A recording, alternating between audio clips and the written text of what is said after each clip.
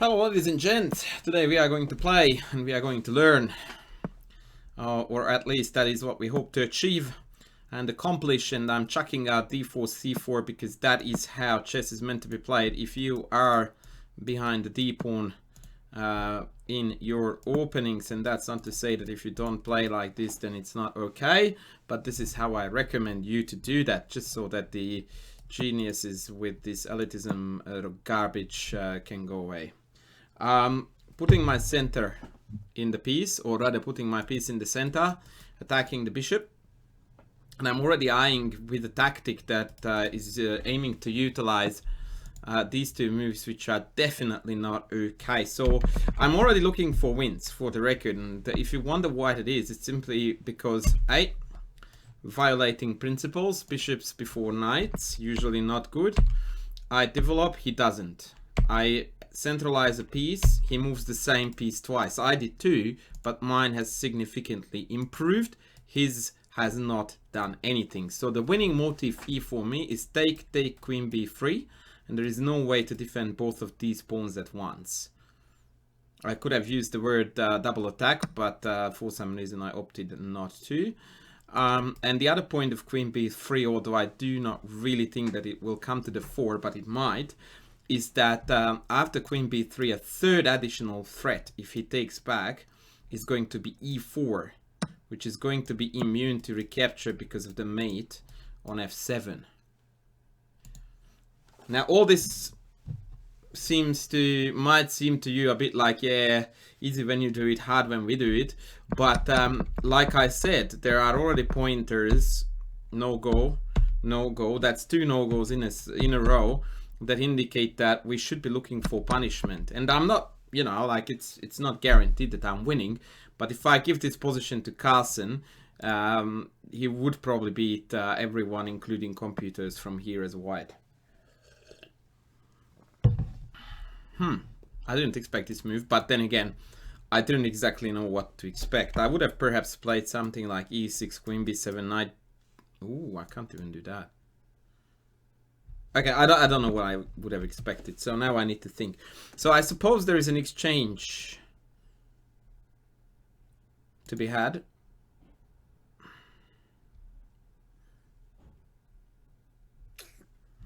I will think about that. I don't like now e4 because after take, take. Oh, actually. Knight d5, knight c6. That's a very wonky business that looks interesting too. We are really spoiled for choice here. We really are spoiled for choice.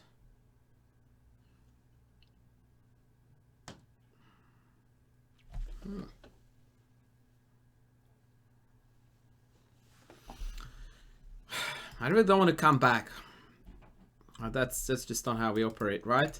So once again, if I take this, if knight d7, knight take, bishop takes, d5 drops, if takes, I take, they take, I take, they play e6. That's the part I didn't like, because then if I move the knight, bishop b4 check, and then complications begin. So take, take, take, take, queen takes d5 is the move, because then if they take this, I take this.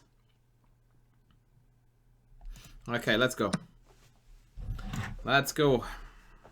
Part of me really wanted to go e4 because, ooh, this shirt doesn't look too good here. Sorry guys, I didn't realize that that was there. Yep, so take, and now if he takes on d4, we take with the queen. I think that will be the go.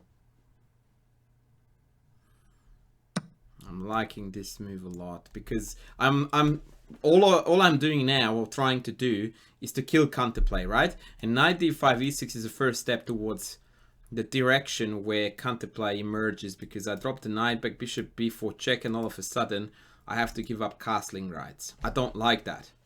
This is a very typical phenomenon in chess. Every single time you can see this, that I launch an attack, and the best way I see to continue this game is to cash in on this attack and win material. 99 times out of 100 when you do this, it means that your initiative just absolutely vanishes. And it's very important that when your initiative vanishes, usually actually it's not like you had a huge initiative and then it went back to 0, but it tends to swing to the other side, and now it's your opponent who has the initiative, who then can choose to cash in on whatever opportunity arises, somewhat equaling the field. So your job in such scenarios is to guarantee that the tendency doesn't drop below 0. It's okay to lose your initiative because I'm 70 pieces up, but it's not okay to let it entirely go and swing it to the other way. And I do think that this move does that perfectly, in that now I'm trading this for this, which means that I'm trading a developed piece, as opposed to me jumping around with my knight and allowing further black pieces to join the party. So now if he takes a take back, and he doesn't have checks, I will have to watch bishop b4 again, but that should be reasonably manageable. Yep, so I take back. And so this is a position where I can crystal clearly claim that he does not have enough initiative to do what he wants to do. That's very awkward, that move there, because when I take it, he will have to blockade in a way that will deny the check. And he saw that and resigned.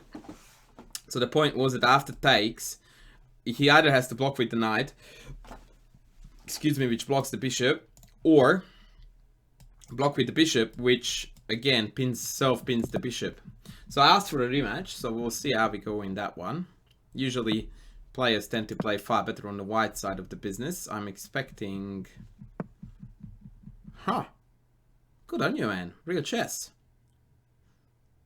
Okay, I can't remember the last time I played Grünfeld on stream or on YouTube, so why not? I have been thinking so long about what name and opening I haven't played, and the Grünfeld is certainly one I haven't, so I'm going to chuck that in. Mind you, e3 is a weird move there, because after d5 takes, he can actually play e4 without permitting me to take on c3. So now my next move is c5 in the spirit of the Grünfeld. We are undermining this center like a madman. So now my favorite option here is actually to take on d4. And the reason for that is because if he takes with the pawn, isolated, that will be an isolated pawn. Whereas if he takes with the knight, then there will be a very, very stark contrast between my bishop operating here and his bishop operating here. So the respective kingside bishops are actually nowhere near on equal terms. This does bugger all. This diagonal is dead. Whereas this one is going to prove to be quite a substantial pressure. I can even play here knight c6, purposely ruining my pawn structure, but inviting the diagonal to open up, and also the b file to put pressure on that pawn. Objectively, I don't think it's the best move I can play, but I would like to prove a point here, and so I'm going to do this. And that point is that ruining my pawn structure on purpose could be very well worth it if my piece activity increases by doing that. Such decisions require very thorough examinations of the position, because if you misevaluate such things like that, that's a weakness there forever. You can't undo that. I'm very tempted now to try queen b6, not so much because I want to hurt this guy, because I desperately want to come to the d file to create that pin there. But again, note by the way that I'm going forward and my opponent is going backwards. Also, a3 is a non-chess move, right? So I forgot to comment on this, but there is no excuse for you to make a move like this when you have got this at home. So the axiom that I live by, and I teach it to all my students, is that if you are in an opening and you play a move that is neither developing nor controlling center, you are almost certainly playing an absolute lemon. After bishop takes g6, because I hung the knight, I can take back, queen takes bishop e6, and we'll have a textbook case of a beautiful development lead. I was actually anticipating this, and I was hoping that after rook d8 he was going to fall for this knight b4 trick. I mean, rook d8 is not a trick. It's a developing move that puts the rook on one of the open files and as a side effect, it does have knight b4 as an additional treat. I'm not playing it because of knight b4. I'm playing it because it's a good move. The fact that it does have knight b4 coming with it is just great news.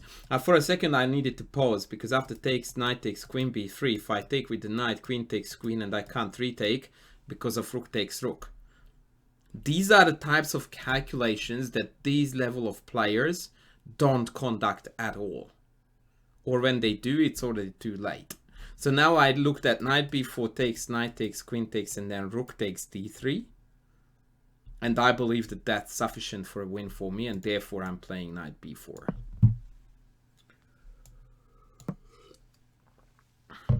And I don't mean to offend, obviously, players of these level, but it's just the, and I talked a lot about it in my previous video, the frequency, the depth, the number of variations, all these tend to drop a lot when you go to these 1600 levels. And that's actually a way to improve, to calculate more variations than your opponents do. Because almost inevitably, some of them will actually occur on the board, and you will be kilometers ahead of them, because you already have reckoned and calculated those, with those moves, and calculated those moves. So queen b3, rook takes.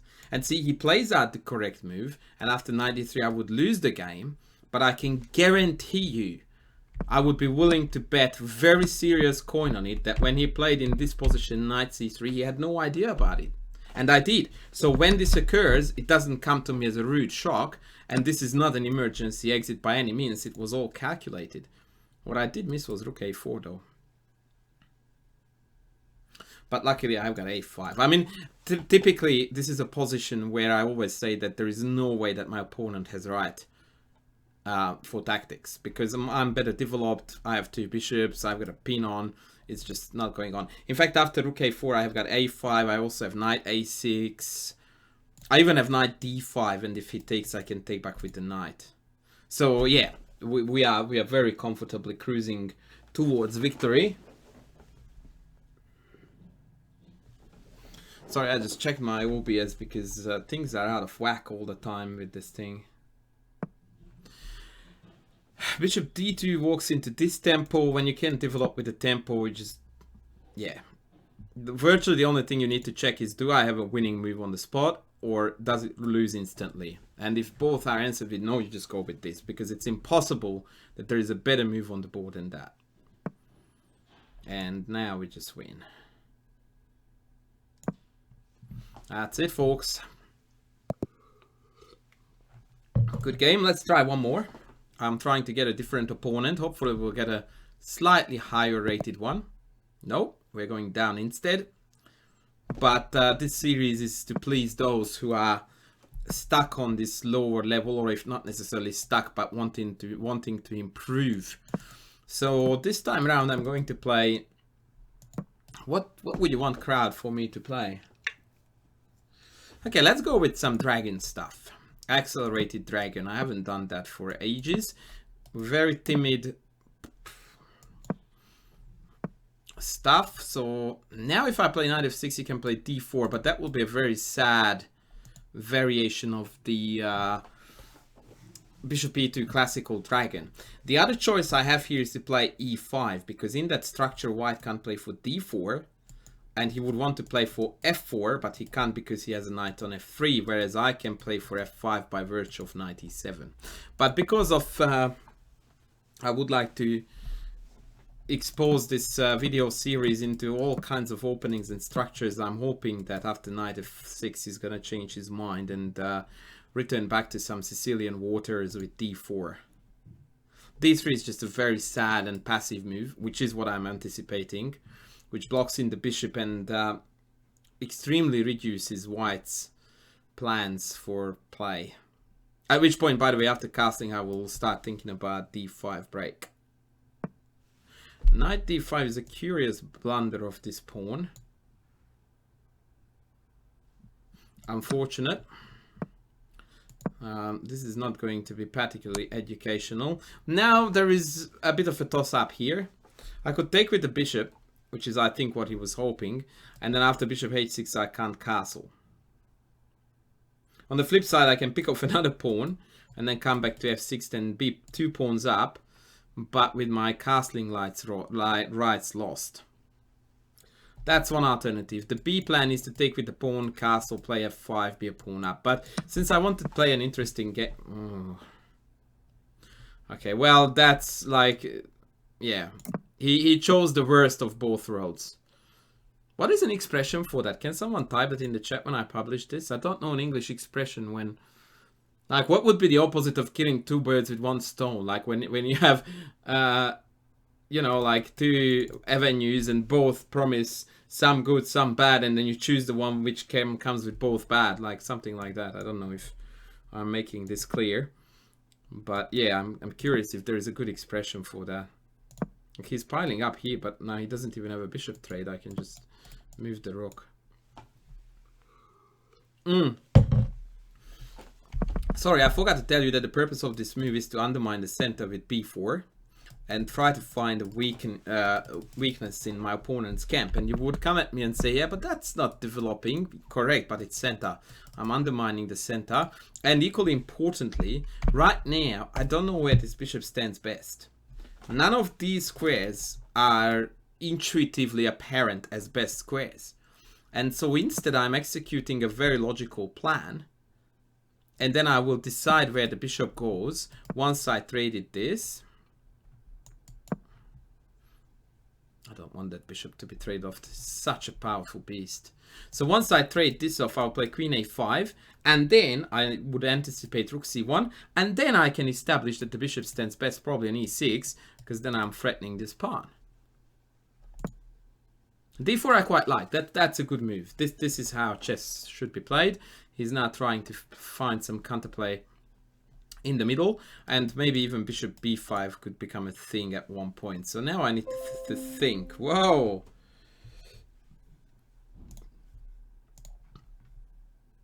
Okay, let me think.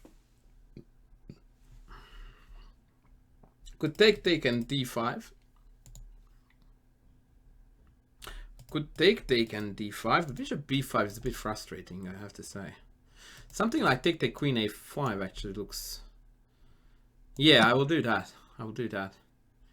Take, and then here, because now if d5, then I have bishop takes c3.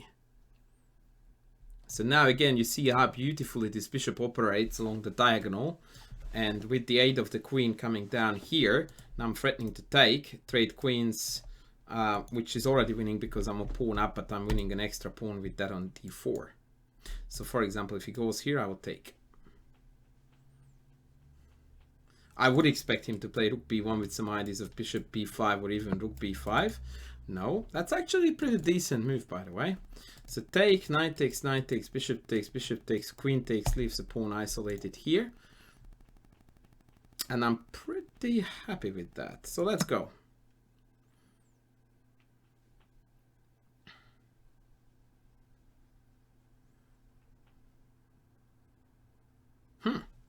He's taking his time.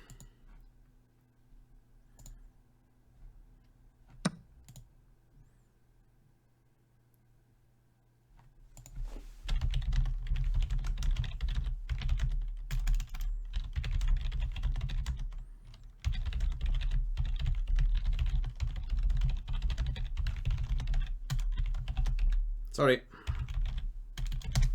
Got an important message. Okay, so knight takes, bishop takes. I don't really mind trading off the dark squared bishop anymore because there are not enough pieces on the board that would realistically pose a threat against my king. So now again, I'm completing development, and my next job is to pile up on the weak isolated c3 pawn. Bishop on e6 is a bit of a defender too, not that I need it to, but why not coconut? And at the same time, handsome attacker as well. Wow, something is weird. Okay, this looks better now. Queen b4, he offers a queen trade. Having said that, if I take this after takes back, he will have this 2 versus 1 story here, which I may or may not be interested in.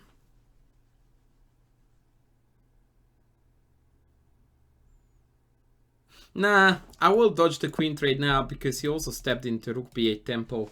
I'm going to bring my queens here and here, and we will be totally fine. Rook e1. Now various bishop moves are threatened. So let's go here first. Kick this queen out, tickle that pawn a little bit. And we'll take it from there, expecting one of these moves to put this pawn on the agenda.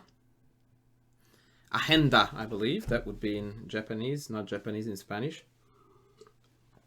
Definitely not Japanese. I have no idea how that came in my mind. Maybe after queen a3 I have queen c5 if push comes to shove.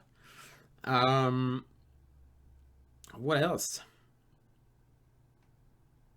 Perhaps rook b2. Definitely not against queen a3. Maybe against queen a4. I don't know, but if queen a4 I will take on c3. So yeah, maybe queen a3. Queen d4. Now I will certainly take that, and the reason for that is because that keeps still that pawn very, very weak. And now I can actually penetrate to b2, hitting here. But even more importantly, if I go here, he has bishop f3. Okay, so let's centralize this piece. That's such a beauty anyway. Hitting here, and totally uncontestable. I'm very glad I played this move. After rook c8, bishop f3, I would have had to worry about d5 and this pawn hanging. Now, this pawn here is on white, so as soon as I see this and I see that I have an opportunity to block it on white, I would love to jump onto that opportunity.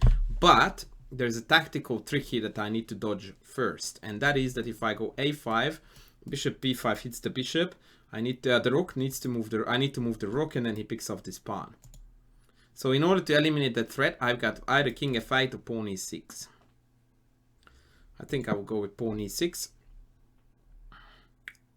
because it still allows me to come up this way with the king if I needed to. It's quite fascinating how he keeps on offering trades, which he isn't really meant to. Like, I could easily take this, in fact I will, and after takes rook c8, because on the c file there is no penetration point for him. That's actually pretty cool. As it is here, and he can't come in. I've got two to go in. Equally importantly, even if I abandon the back rank, when he goes check and I go king up, he still can't go behind this pawn, because of my bishop is covering that. Such a beast bishop there on d5. So now logic would suggest to do this, and there is no other way to finish that sentence other than actually completing the action, especially because bishop d3 loses the d pawn. So I don't even know what I anticipate here. Bishop d1 also loses the pawn with this, because the bishop and the pawn are hanging. Bishop d3 here, he can't play rook b3. That loses this pawn. So there is only bishop here, bishop here, bishop here. These are the moves that are left. Yep. And now we are going to take d4.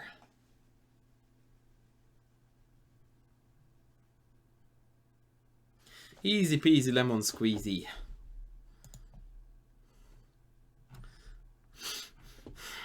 It's very unfortunate that he doesn't have that move, but also note that rook on c2 also cuts off the king. So this is a real multi-purpose move. Like, I could just go here g5, h5, h4, and then go up all the way with the king there. That would be a very typical positional plan, given that all these pawns are on white, which is terrible for white. Absolutely awful. Awful.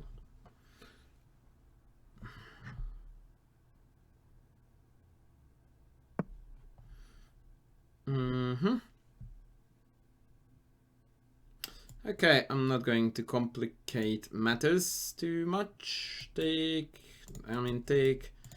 take rook in. I can take this.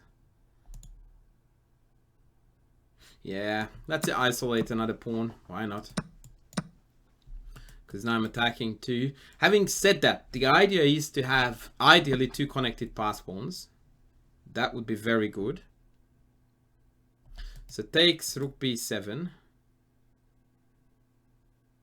Okay, I want to show you this because a lot of players are very, very scared of doing this. If I was playing this as a practical game where my goal was to win the game as fast as possible, I would play here rook a5, gluing the rook to this pawn, and then I would just come up. But I want to show you how totally okay it is to lose this pawn and give that pass pawn to my opponent. And watch what I'm doing. So I cut off his king. Now I go behind this pawn. And from here on, all you will see is me going up, up, up, and just push these pawns. Another mistake he's going to make is that he's going to push this pawn all the way down. Which means that now this rook has no moves. So now he's totally stuck. And a lot of people would be scared to enter this because on their mind it would be like, oh, anytime this rook goes away with a check, I'm dead. Well, where is the check? Show me the shach. That's not too bad actually to go there. But I'm relying on these 2 pawns, right? So all I'm doing is up, up, up. If the rook moves, I take this and that defends that. Not that it matters. Up. Actually, best move here would have been king d3. Because then after king d1 I would have had mate. This way I allowed the king to go all the way here. Which was a little bit silly. But totally fine. Because when the king finally gets to me and attacks my rook, I will just come down here. And he still cannot hurt me. The only thing I'm watching is that neither of these pawns can be attacked with a rook move. So that when he moves out of the pawn and I take this, he can't take these 2. These 2 are the most important pawns to me. Because they are my connected passers. So now I'm trying to catch up with this guy. Now I'm going to defend it even. Now I'm going to pull back. So now I'm ready to go up and up again. And by the time this king gets to me, I'm going to have 7 queens there. Note how he doesn't have a chance at all to do anything. This rook is going to sit here till the end of times.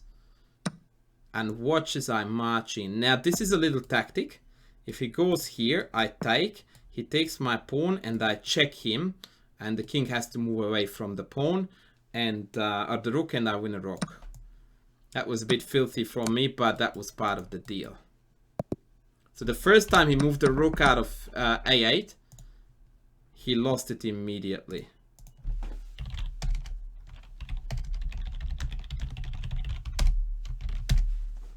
Okay, so basically what I was trying to demonstrate with this, and I think I actually managed to do in this endgame scenario, was that you don't need to be scared of a passed pawn in a rook ending if you have got 2 connected pass pawns. 2 connected pass pawns are your gods in rook endings, and in fact in every kind of ending except for opposite colored bishops. If you have 2 connected pass pawns, almost every endgame type you win by default. And here, look what I've done. I just totally ignored this pawn, allowed it to run down all the way. And like I said, these 3 are now marching up. The real awesome move here would have been this. I'm a little bit sad I didn't play here king d3. That would have took the wind out of his sails so hardcore. Because then he actually is going to find himself in a zugi. But what I did was also correct, just run with the pawns. So here I didn't want to go king up. Although objectively speaking that was winning too. Because of rook e1, and if takes, then he takes this. And then I don't have the 2 connected pass pawns anymore. So I wanted to defend this pawn here so that I could go king up and then pawn up. My opponent turns out to be a very kind dude who is very grateful for this game. So king b1 back, king up, and now I could go up with my king so that the other pawn can follow. And in this position, if he had played... Like you can see how far he is. If he goes here to chase the rook, I go up. And that's it. He attacks the rook, I already have a queen. But I can also move the rook still. The king is here. and I'm threatening to promote from here to here, and the pawn is still not defended.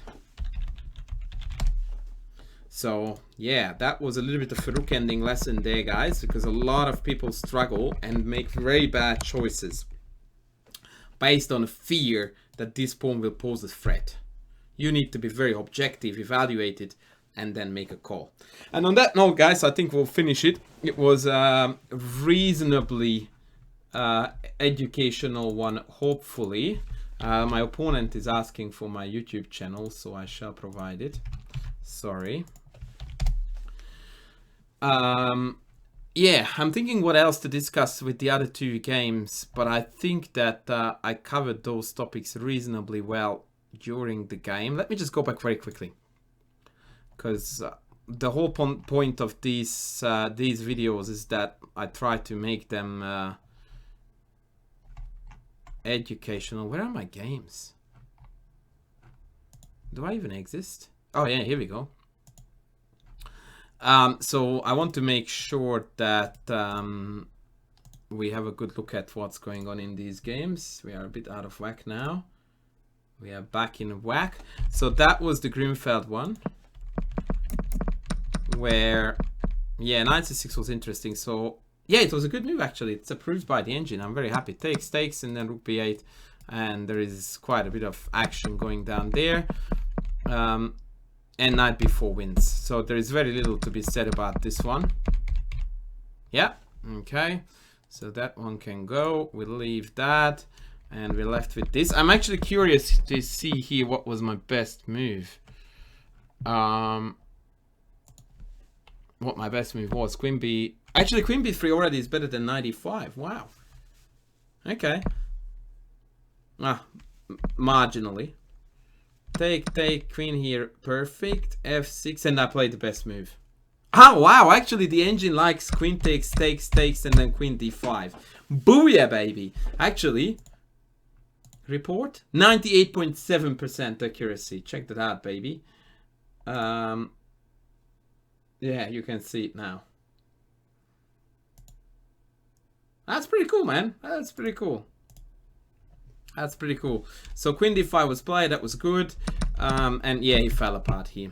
So that was our playing against lower rated opponents for today, guys. Hopefully some endgame techniques, some opening mindset when we are out of theory about how to play the game in the early middle game rather aggressively, which I played both as white and as black, I think, rather well. So I hope that you managed to take something away from it. And I'm going to come back next at you. I have got a plan for a very cool video, so look out for some cool content to come soon. Thank you very much for tuning in. Catch you soon, guys. Bye.